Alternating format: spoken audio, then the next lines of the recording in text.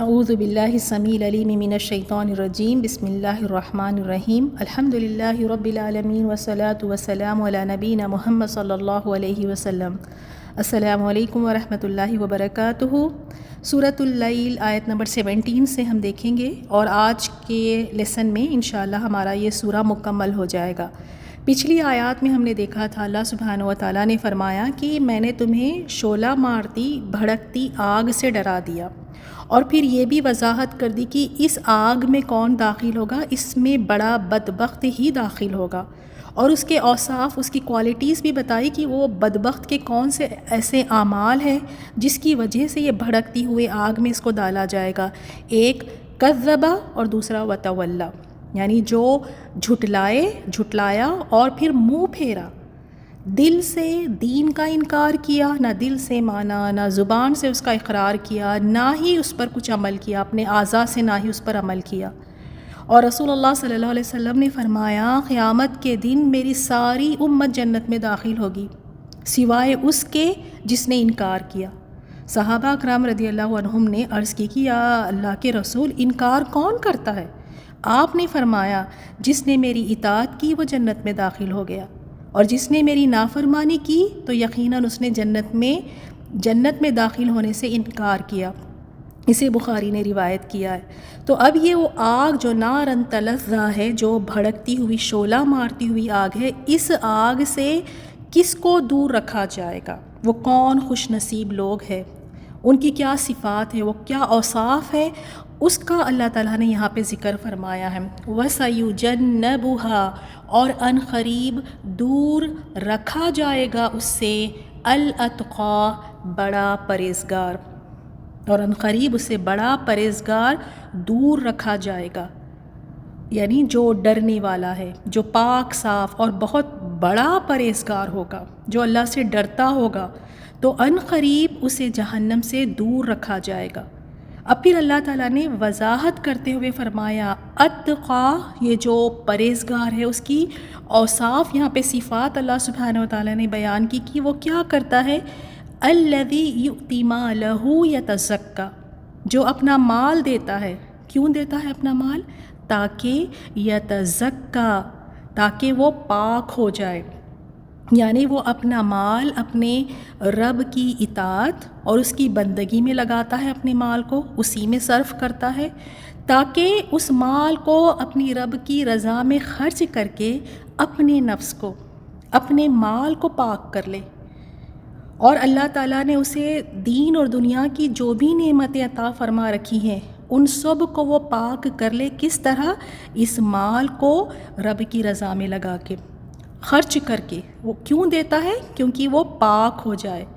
تو دیکھیں ہم بھی اپنا جائزہ یہاں پہ لیں، جب ہم مال دیتے ہیں تو کیا واقعی ہماری یہی نیت ہوتی ہے کہ ہم پاک ہو جائیں؟ اس نیت سے ہم اپنا مال دیتے ہیں، یا مشہور ہو جائیں، یا تھوڑی سی واہوائی مل جائے، یا تھوڑے سے لوگ تعریف کر دیں، یا ان سے کوئی اور فائدہ ہمیں ملنا ہو، یا کوئی ان کا ہم پر احسان ہے؟ تو ہم بھی اپنا ذرا جائزہ لیں کہ ہم کیوں مال اپنا دیتے ہیں۔ کیا واقعی اس نیت سے کہ ہم پاک کریں اپنے نفس کو، اپنے مال کو اور تمام چیزوں کو؟ اور اللہ تعالیٰ یہاں پر وضاحت کرتے ہوئے فرماتے ہیں کہ وما، اور نہیں ہے، لِأَحَدٍ، کسی کا بھی، عندہ، اس کے یہاں، من نعمت، کوئی احسان، تجزا، کہ وہ اس کا بدلہ دیا جا رہا ہو، اور اس پر کسی کا کوئی احسان نہیں جس کا بدلہ دیا جائے۔ یعنی جو اپنا مال بدلے کے طور پر خرچ نہیں کرتا ہے، جیسے اکثر ہم کرتے ہیں نا، لیکن یہاں کیا صفت بتائی گئی ہے؟ وہ اپنا مال بدلے کے طور پر خرچ نہیں کرتا کہ جس نے اس کے ساتھ نیکی کی ہے تو وہ بھی اس کے مقابلے میں کچھ اس کو دے دے، بلکہ وہ تو صرف اس لیے دیتا ہے، الا، مگر، صرف، ابتغاء، چاہنے کے لیے، وجہ، چہرہ، ربہ، اپنے رب، الاعلی، برتر کا، یعنی وہ اس لیے دیتا ہے بلکہ صرف اپنے پروردگار بزرگ و بلند کو کی رضامندی کے لیے، اس کی خوشنودی کے لیے، اس کے چہرے کے لیے دیتا ہے۔ وہ اس شوق میں خرچ کرتا ہے کہ آخرت میں جنت کے باغات میں اسے اپنے رب کا دیدار نصیب ہو۔ وہ اس لیے دیتا ہے کہ رب راضی ہو، کسی کا اس پر کوئی احسان نہیں ہے، کسی کوئی اور فائدے کے لیے نہیں، کوئی بدلہ چکانے کے لیے نہیں دیتا ہے۔ ہم تو ایسے ہی دیتے ہیں نا، جب ہم کسی کی مدد کرتے ہیں، مالی مدد کرتے ہیں، تو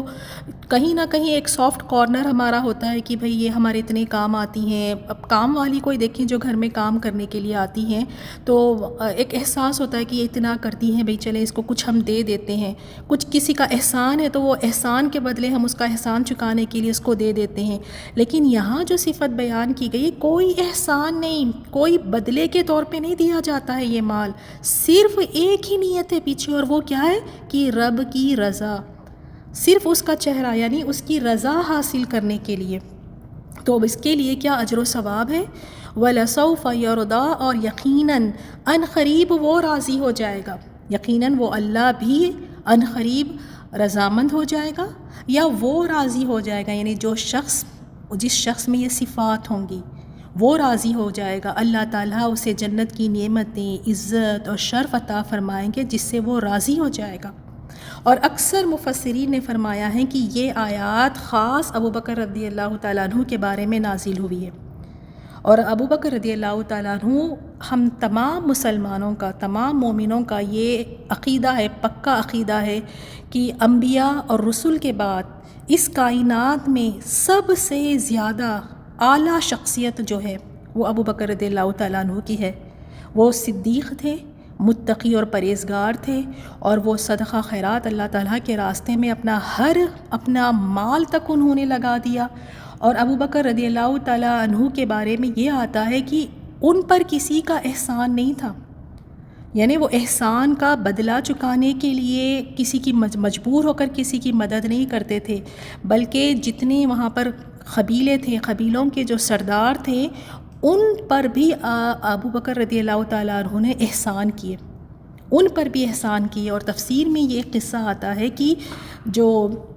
ایک قبیلے کے سردار ہے، حدیبیہ کے دن کہا تھا کہ اللہ کی قسم، ابو بکر رضی اللہ تعالیٰ عنہ سے کہہ رہے ہیں کہ اللہ کی قسم، اگر آپ کا مجھ پر وہ احسان نہ ہوتا جس کا بدلہ میں ابھی تک چکا نہیں سکا، تو میں آپ کو ضرور جواب دیتا۔ اس نے پتہ ہے یہ بات کیوں کہی تھی؟ اس وقت کہی تھی جب ابو بکر رضی اللہ تعالیٰ عنہ نے کچھ سخت لہجے میں اس سے بات کی تھی،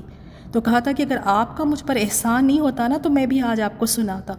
تو دیکھیں ایک قبیلے کا سردار ہے، اس پر بھی ابو بکر رضی اللہ تعالیٰ عنہ کے احسانات ہیں، تو اب اس سے اندازہ لگائیں کہ عام لوگوں پر ابو بکر رضی اللہ تعالیٰ عنہ کے کتنے احسانات ہوں گے۔ اور اس سے بھی ہمیں پتہ چلتا ہے کہ جب ابو بکر رضی اللہ تعالیٰ عنہ مکہ میں اسلام لانے والے غلاموں کو خرید کر آزاد کرتے تھے، تو خاص طور پر اس میں بوڑھے ہوتے، عورتوں کو، جب وہ مسلمان ہوتے تو ان کو خرید کر آزاد کیا کرتے تھے۔ تو ابو بکر رضی اللہ تعالیٰ عنہ کے والد نے کہا کہ اے بیٹے، میں تمہیں دیکھتا ہوں کہ تم کمزور لوگوں کو آزاد کرتے ہو، اگر تم ذرا قوی، صحت مند اور طاقتور لوگوں کو آزاد کرو تو تمہارے ساتھ وہ کل کے دن کھڑے ہوں گے، تمہاری حفاظت کریں گے، تمہیں یعنی دشمن سے دور ہٹائیں گے۔ تو اس پر ابو بکر رضی اللہ تعالیٰ عنہ نے جواب دیا کہ ابا جان، میں تو صرف اس ثواب کا طلبگار ہوں جو اللہ کے پاس ہے، مجھے تو بس اللہ کی رضامندی چاہیے، مجھے تو بس اللہ سے وہ ثواب چاہیے۔ میں ان غلاموں کو اس لیے نہیں آزاد کرا رہا ہوں کہ کل کے دن یہ میرے کام آئیں گے یا مجھے دشمنوں سے بچائیں گے، نہیں، بس اسی وجہ سے میں ان کو آزاد کر رہا ہوں کہ مجھے اپنے رب سے ثواب کی امید ہے، مجھے وہ ثواب چاہیے۔ اور دیکھیں کچھ ہم چند واقعات دیکھتے ہیں ابو بکر رضی اللہ تعالیٰ عنہ کے بارے میں، کس طرح سے ابو بکر رضی اللہ تعالیٰ عنہ نیکیوں میں آگے رہا کرتے تھے،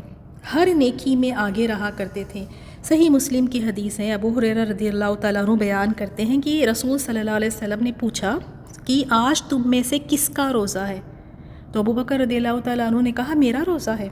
پھر آپ صلی اللہ علیہ وسلم نے سوال پوچھا آج تم میں سے کس شخص نے جنازے میں شرکت کی ہے؟ اس پر بھی آپ ابو بکر رضی اللہ تعالیٰ عنہ نے جواب دیا کہ میں نے۔ پھر رسول اللہ صلی اللہ علیہ وسلم نے سوال کیا کہ آج تم میں سے کس شخص نے کسی مریض کی عیادت کی؟ پھر فرمایا ابو بکر رضی اللہ تعالیٰ عنہ نے کہ میں نے کی ہے۔ تو دیکھیں یہ تین کام، روزہ بھی رکھا ہوا ہے، جنازے کی نماز میں بھی شرکت کی ہے، مریض کی عیادت بھی کرنے کے لیے گئے ہیں۔ تو اس پر رسول اللہ صلی اللہ علیہ وسلم نے فرمایا جس شخص میں یہ صفات جمع ہو جائیں، یعنی جس شخص میں یہ صفات ہو وہ ضرور جنت میں داخل ہوگا۔ تو ایک ہی دن ہے اور اس میں دیکھیں کتنے اتنے سارے نیکی کے کام انہوں نے کیے ہیں۔ اور ابو بکر رضی اللہ تعالیٰ عنہ بہت یعنی مہمان نواز تھے۔ اگر مہمان نوازی میں کوئی کمی رہ جاتی تو اس پر اپنے گھر والوں کا وہ محاسبہ کرتے، ان سے پوچھتے، کیونکہ آپ مہمانوں کی بہت اچھی طرح خاطر تواضع کیا کرتے تھے۔ اور رسول اللہ صلی اللہ علیہ وسلم نے آپ کے بارے میں یہ بھی فرمایا کہ اے ابو بکر، میری امت میں سب سے پہلے آپ جنت میں داخل ہوں گے۔ اور دوسری حدیث میں بھی رسول اللہ صلی اللہ علیہ وسلم نے فرمایا، اس حدیث کو بھی ہم دیکھ لیتے ہیں۔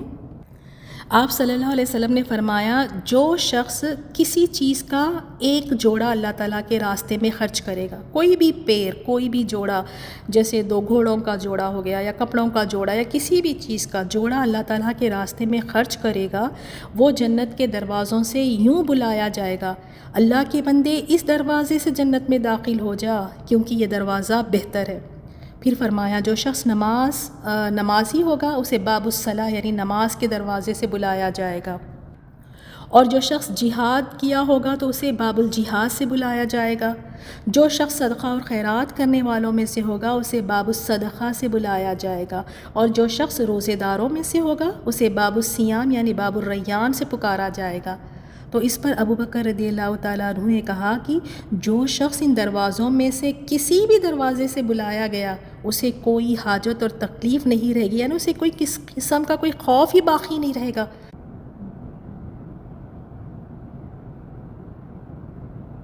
پھر فرمایا لیکن اے اللہ کے رسول، کیا کوئی ایسا آدمی بھی ہوگا جسے ان سب دروازوں سے بلایا جائے گا؟ تو رسول اللہ صلی اللہ علیہ وسلم نے فرمایا ہاں، اور اے ابو بکر مجھے امید ہے کہ تم بھی انہی میں سے ہوں گے۔ تو اتنا بڑا شرف حاصل ہے ابو بکر رضی اللہ تعالیٰ عنہ کو۔ اور دیکھیں آپ کس طرح سے اللہ کے راستے میں دینے والے تھے۔ غزوہ تبوک کے بارے میں آتا ہے کہ رسول اللہ صلی اللہ علیہ وسلم نے حکم دیا تھا کہ صدقہ خیرات اللہ کے راستے میں خرچ کریں، تو جتنے بھی صحابہ تھے وہ اپنی اپنی وسعت اور اپنی اپنی استطاعت کے مطابق اس میں حصہ لے رہے تھے اور اللہ کے راستے میں کچھ نہ کچھ خرچ کر رہے تھے۔ عمر رضی اللہ تعالیٰ عنہ فرماتے ہیں کہ اس موقع پر میرے پاس خوب مال موجود تھا، یعنی میرے پاس مال تھا اس وقت پر، تو انہوں نے یہی گمان کیا کہ آج میں ابو بکر رضی اللہ تعالیٰ عنہ سے سبقت حاصل کر لوں گا، اور آپ رسول اللہ صلی اللہ علیہ وسلم کے پاس اپنے گھر کا مال لے کر گئے اور رسول اللہ صلی اللہ علیہ وسلم کے سامنے پیش کیا۔ تو رسول اللہ صلی اللہ علیہ وسلم نے پوچھا کہ اے عمر، اپنے گھر والوں کے لیے بھی کچھ چھوڑا ہے؟ تو عمر رضی اللہ تعالیٰ عنہ نے کہا کہ ہاں یا رسول اللہ، آدھا مال میں اپنے گھر والوں کے لیے چھوڑا ہوں اور آدھا مال اللہ کے راستے میں یہاں لے آیا ہوں۔ اس کے بعد ابو بکر رضی اللہ تعالیٰ عنہ آئے اور انہوں نے سارا مال لایا اور لا کر رسول صلی اللہ علیہ وسلم کے سامنے رکھ دیا، اور آپ صلی اللہ علیہ وسلم نے پوچھا کہ اے ابو بکر، گھر والوں کے لیے بھی کچھ چھوڑا ہے؟ تو کہا کہ اللہ اور اس کے رسول کو چھوڑ آیا ہوں، میں ان کے لیے اللہ اور اس کے رسول کو چھوڑ آیا ہوں۔ تو عمر رضی اللہ تعالیٰ عنہ نے کہا کہ اب میں اس دن کے بعد سے میں نے یعنی اس بات کو سمجھ لیا کہ میں کبھی ابو بکر رضی اللہ تعالیٰ عنہ سے نیکیوں میں سبقت نہیں لے سکوں گا، کیونکہ ہر نیکی کے کام میں سبقت لے جاتے تھے۔ اور ایک واقعہ جس میں مدینہ میں ایک اندھی بڑھیا رہا کرتی تھی، اور عمر رضی اللہ تعالیٰ عنہ رات کے وقت اس کی خدمت کے لیے جایا کرتے تھے، اسے پانی وغیرہ لا کر دیا کرتے تھے، اور اسی طرح دیگر ضروریات کا جو سامان تھا وہ بھی اس کو پہنچایا کرتے تھے۔ اور اکثر ایسا ہوتا تھا کہ جب وہ وہاں پہنچتے تو انہیں معلوم ہوتا کہ کوئی اور ان سے پہلے اس بڑھیا کی خدمت کر کے چلا گیا ہے، اور کئی بار عمر رضی اللہ تعالیٰ عنہ جلدی پہنچنے کی کوشش کرتے، جلدی پہنچتے تاکہ وہ دوسرا شخص ان سے پہلے یہ خدمت نہ کر جائے، مگر وہ ایسا نہیں کر پائے۔ تو ایک رات عمر رضی اللہ تعالیٰ عنہ نے یہی ڈیسائیڈ کیا کہ چھپ کر اس شخص کا پتہ تو لگایا جائے کہ جو عمر رضی اللہ تعالیٰ عنہ سے پہلے بھی پہنچ جاتا ہے اور جلدی سے خدمت کر کے چلا بھی جاتا ہے۔ تو وہ چھپ کر اس شخص کا پتہ لگایا، تو پتہ لگانے پر یہ پتہ چلا کہ وہ شخص ابو بکر رضی اللہ تعالیٰ عنہ ہے، اور جو اس بڑھیا کی خدمت کرتے تھے، اور اس وقت پر یعنی ابو بکر رضی اللہ تعالیٰ عنہ اس وقت خلیفہ تھے۔ اور خلیفہ کی ذمہ داریاں بہت ہوتی ہیں، وہ کام کوئی آسان نہیں ہوتا، اتنی ذمہ داریاں، اتنے کام، لیکن اس پر بھی ایک اندھی عورت کے لیے اس طرح خدمت کرنے کے لیے اس کے گھر جانا، اس کی خدمت کرنا۔ اسی طرح اور دوسرے واقعے میں بھی یہ آتا ہے کہ ایک لاوارث کنبے کی بکریاں تھیں جس کا دودھ نکالا کرتے تھے۔ جب آپ خلیفہ بن گئے تو اس کنبے کی ایک بچی کہنے لگی اب تو آپ ہمارے بکریوں کا دودھ نہیں دھویا کریں گے، یعنی آپ دودھ نہیں نکالا کریں گے۔ یہ سن کر ابو بکر رضی اللہ تعالیٰ عنہ نے فرمایا اللہ کی قسم میں یہ خدمت یعنی میں یہ کام کرتا رہوں گا، امید ہے کہ میری یہ نئی ذمہ داری ہے جو یعنی میں خلیفہ بنا ہوں، یہ میری نئی ذمہ داری میری نیکیوں کے یعنی میرے نیک خیر کے کام میں رکاوٹ نہیں بنے گی۔ تو اتنا بڑا یعنی ایک پوسٹ ملا ہے، خلیفہ بنے ہیں، اس کے اتنے کام اور ذمہ داریاں ہیں، لیکن اس پر بھی اس کے ساتھ ساتھ اپنی جو تمام نیکیاں تھیں وہ تمام نیکیوں کو بھی جاری رکھا، ان کو بھی کیا کرتے تھے، اور بلکہ ہر نیکی کے کام میں آگے آگے رہتے تھے۔ چلے ان واقعات پر ذرا اپنے آپ کو بھی رکھ کر ہم پرکھتے ہیں، ہم دیکھیں ہمارے کیا حال ہوتے ہیں۔ اگر کوئی نئی نیکی ہم کرنے لگتے ہیں تو پرانی ہم سے چھوٹنے لگتی ہیں، پرانی کرتے ہیں تو نئی میں ہم سستی کر دکھاتے ہیں،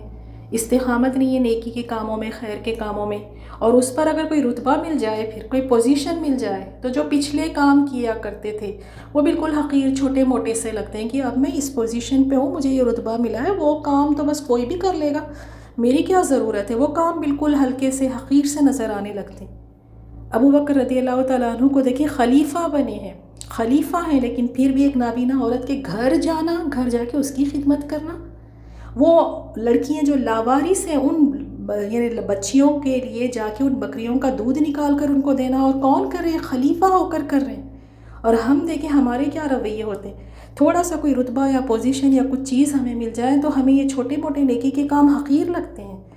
اللہ تعالی ہم سب کو توفیق دے کہ ہم ہر نیکی کے کام کو آگے بڑھ کر کریں، چاہے وہ چھوٹا ہو یا بڑا ہو، نیکی تو نیکی ہوتی ہیں۔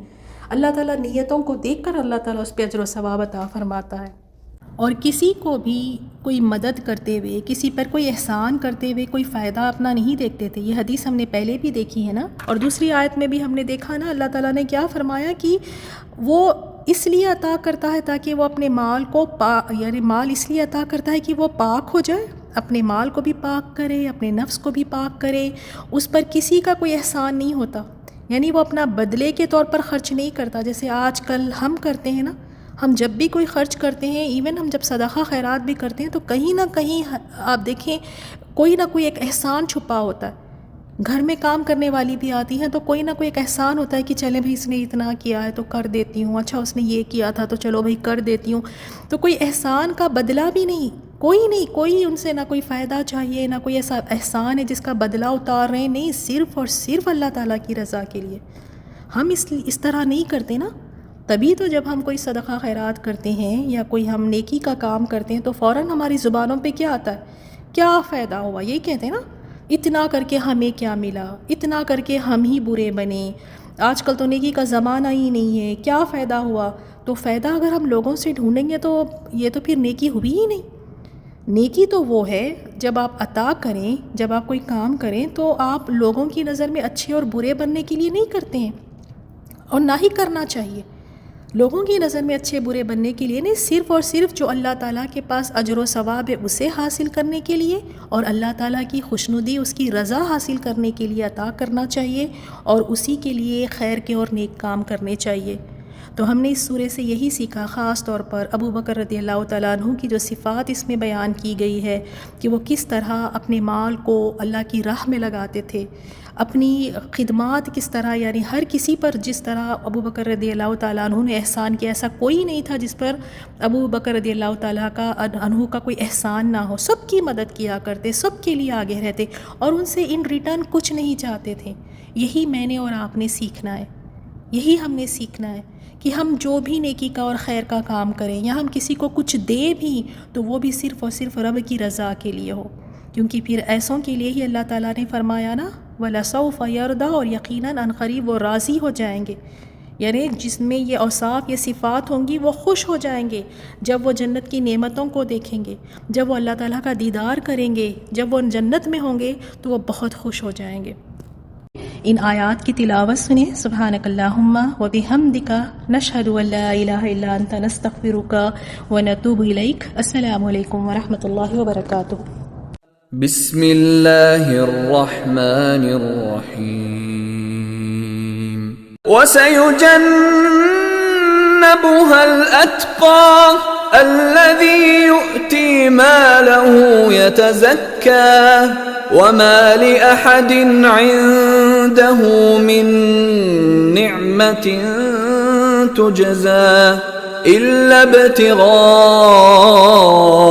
وجه ربه الأعلى ولسوف يرضى.